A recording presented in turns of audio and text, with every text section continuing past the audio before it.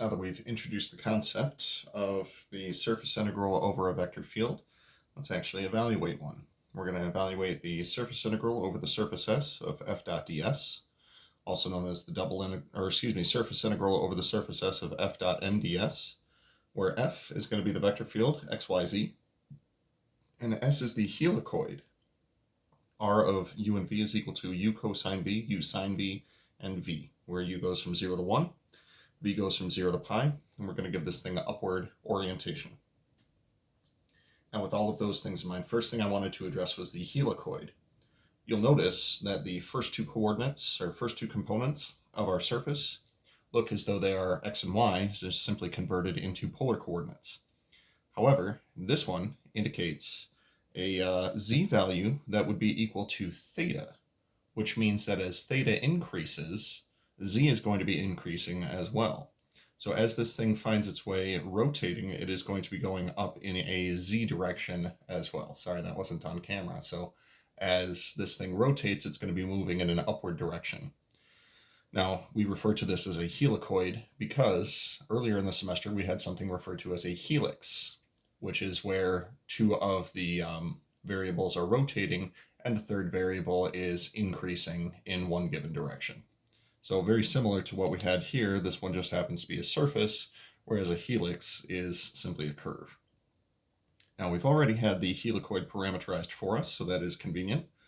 Something from the last video that we're going to be making use of here is that when we talk about this guy right here, once we parameterize the given surface, we can change this into the dot product of f with the cross product of the partial derivatives of r with respect to u and v.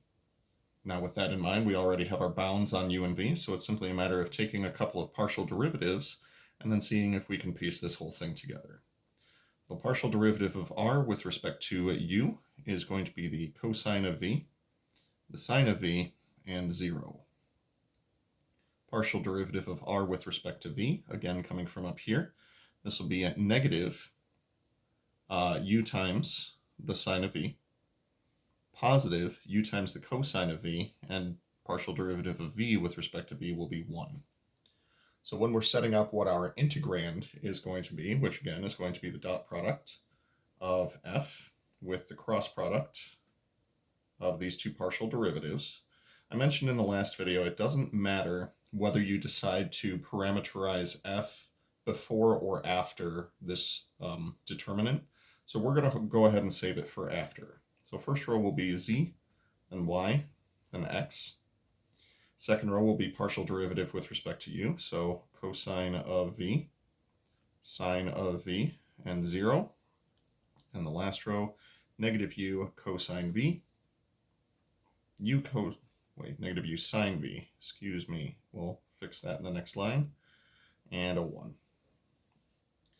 So let's go ahead and recopy the first two columns with the actually correct things in here, sine v, and then y, sine v, u, cosine v. All right, let's go get rid of that slashy, slashy, slashy. Now, keep in mind though, despite the fact that there is a cross product in here, these are not ijk across the top. We're not expecting a vector result. This is going to be a scalar function for our result.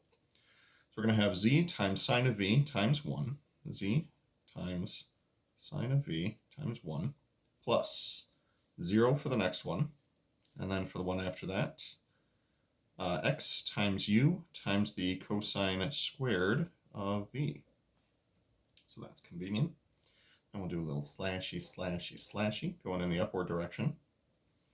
So for our first guy here, this will be at negative u times x times sine squared of v.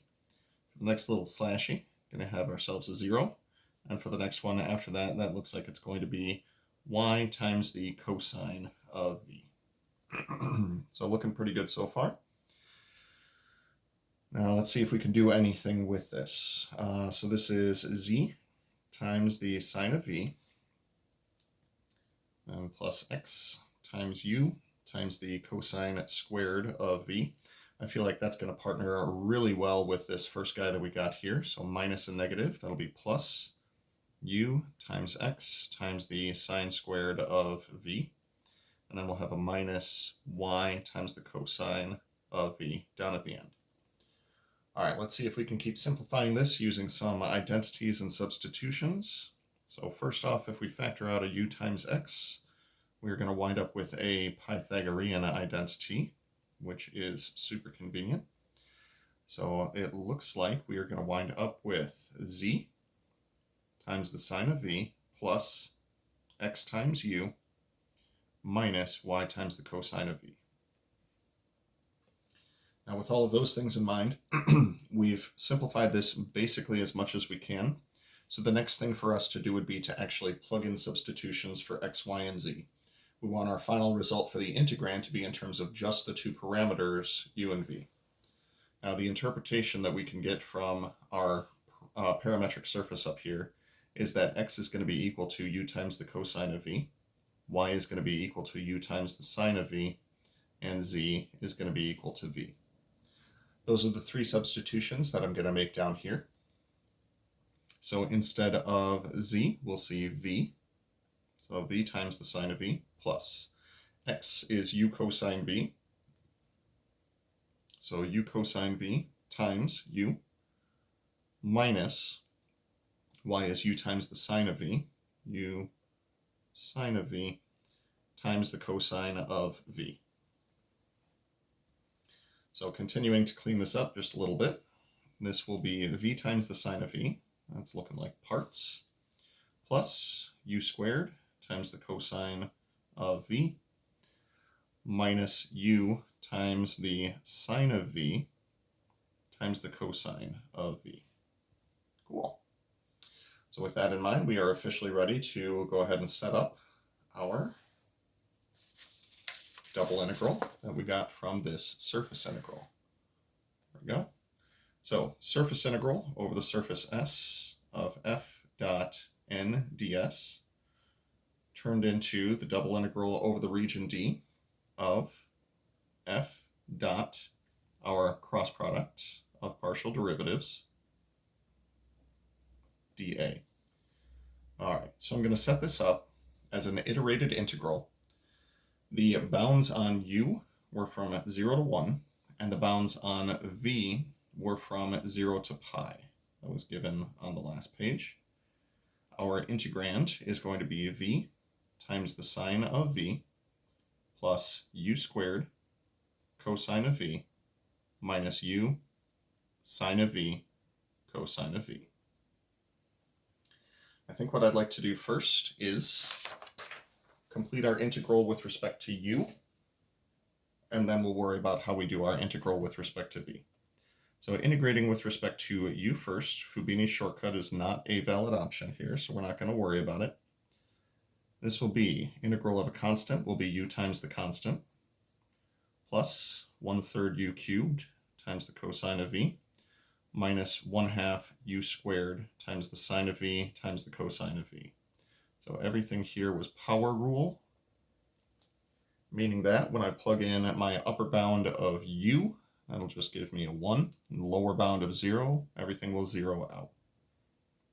So this leaves us with the single integral from 0 to pi of v times the sine of v plus 1/3 cosine v minus 1/2 sine v cosine v. Now if I know anything about the unit circle, and I do, on the interval from 0 to pi, cosine of v spends as much time positive as it does negative, so that's going to wind up being 0. And sine of v cosine of v, I believe we can make the same argument with the cosine. It'll spend the same amount of time being negative as positive. So what we'll do with this is we'll break it into 3 integrals, and we'll put our primary focus on the first one.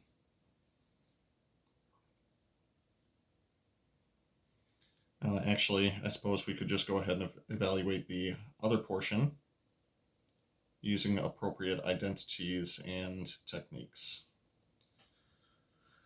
So we'll call this 1, 2, and 3. I'm going to start with 2 because I think that one's going to be the easiest time. 1/3 times the definite integral from 0 to pi of cosine of v dv. Antiderivative of the cosine is going to be the sine. going from 0 to pi. That's going to be 1/3 of the sine of pi minus the sine of 0. Cool. For number 3, we have minus 1/2 times the integral from 0 to pi of the sine of v times the cosine of v dv. There are lots of different ways that you can integrate. You can use a substitution on the sine of v, substitution on the cosine of v, or do a double angle identity with this. We're going to say let t be equal to, I think this will be most straightforward if we do the sine of v. That way dt will be equal to the cosine of v dv.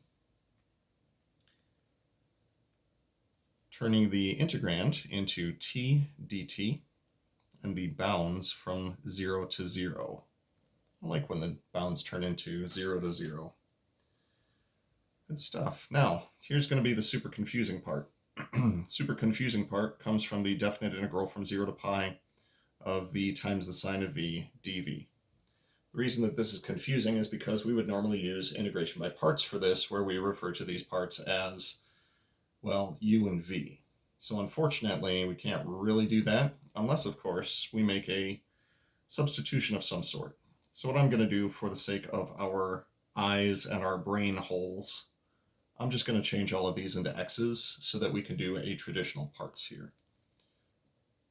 So for our integration by parts, I'm going to let u be equal to x and let dv be equal to the sine of x dx, meaning that v will be equal to the negative cosine of x from an antiderivative, and du will simply be dx. So u times v minus the integral of v du. Since we already have a minus here, we can go ahead and count on calling this plus the integral from 0 to pi of the cosine of x dx. I believe we integrated this already, and we wound up getting 0 for that integral that was right up here, so this is going to wind up zeroing out anyway. So what we'll wind up with is negative pi times the cosine of pi plus 0 times the cosine of 0. Negative pi times the cosine of pi is going to be negative pi times negative 1. That'll be 0. Final answer for this one will be a total of pi. That went pretty well, considering it took about 13 minutes.